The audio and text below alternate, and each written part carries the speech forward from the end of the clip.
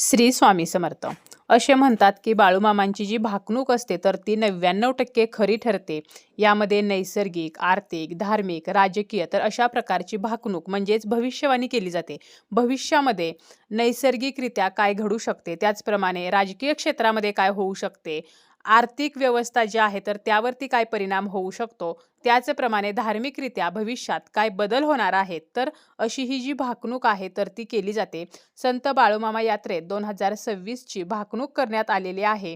यामध्ये काय घडणार, काय बिघडणार, तर याबद्दलच आपण आजच्या या व्हिडिओमध्ये पाहणार आहोत. भाकणूक मानणे किंवा न मानणे हा प्रत्येकाच्या श्रद्धेचा विषय आहे. त्यामुळे बरेचसे जे लोक आहेत तर ते भाकणुकीवरती विश्वास ठेवत असतात आणि बऱ्याचशा गोष्टी ज्या आहेत तर त्यास खऱ्या सुद्धा होत असतात. कोल्हापूर जिल्ह्यातील भुदरगड तालुक्यातील श्री क्षेत्र आदमापूर या ठिकाणी संत बाळूमामा यांच्या यात्रेदरम्यान एक भाकणूक केली जाते. साधारणपणे 2.5 तास ही भाकणूक चालली होती आणि ही भाकणूकच आपण आजच्या या व्हिडिओमध्ये थोडक्यात पाहणार आहोत. येणाऱ्या काळामध्ये जागतिक तणाव वाढणार आहे. चीन, कोरिया यासारखे देश हे जगासाठी धोकादायक ठरू शकतात. त्याचप्रमाणे भारत आणि पाकिस्तानमध्ये युद्धाची परिस्थिती निर्माण होऊ शकते आणि यामध्ये पाकिस्तानचा काही भाग हा भारताच्या ताब्यामध्ये येईल. काही देशात मतभेद होतील. राजकीय नेत्यांची हत्या होण्याची सुद्धा शक्यता आहे. राजकारणामध्ये मोठी उलथापालथ होईल. देशामध्ये काही चळवळी उभ्या राहतील. सध्या जे राजकारण सत्तेत आहे तर हे राजकारणी लोक जे आहेत तर ते बर्बाद होऊ शकतात. काही राजकारणी लोक हे तुरुंगात जाण्याची सुद्धा शक्यता आहे. राजकीय पक्ष बर्बाद होण्याची शक्यता आहे.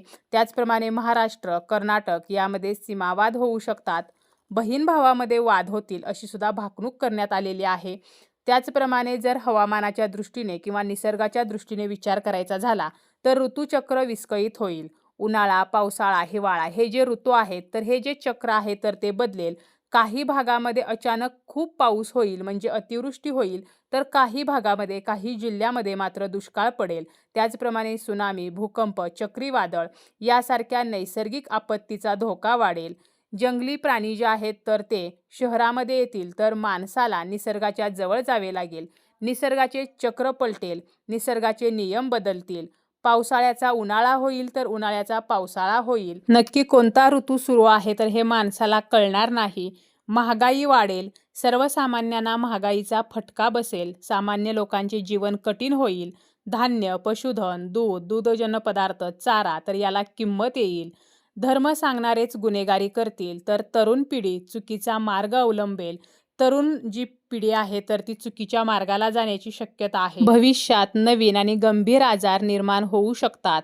विज्ञानाची प्रगती होईल, परंतु विज्ञानाने कितीही प्रगती केली तरी सुद्धा माणसासाठी ही प्रगती धोकादायक ठरेल. आजारांवरती औषध सापडणार नाही. हिंदू संस्कृतीचे महत्त्व वाढेल. धार्मिकदृष्ट्या अत्यंत चांगली भाकणूक केलेली आहे, कारण आपल्या हिंदू संस्कृतीचे महत्त्व हे भविष्यामध्ये वाढेल. इतर देशातले लोक हिंदू संस्कृतीकडे आकर्षित होतील. भारत हिंदू राष्ट्र होईल. पैशाच्या जोरावरती भविष्यात न्याय होईल. येणाऱ्या काळामध्ये कोरोनापेक्षा भयानक रोग येईल.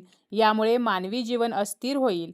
वयाच्या 35व्या वर्षी माणसाला म्हातारपण येईल, कारण खूप तरुण वयातच बरेचसे गंभीर आजार होतील आणि त्यामुळे लवकरच माणसाला वृद्धत्व म्हणजेच म्हातारपण येईल.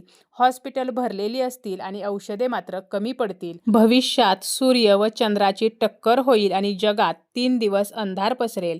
इतकी संकटे येऊन सुद्धा भारताची संस्कृती मात्र टिकून राहील. भक्ती आणि नीतिमत्ता हेच मार्ग मानवाला तारतील.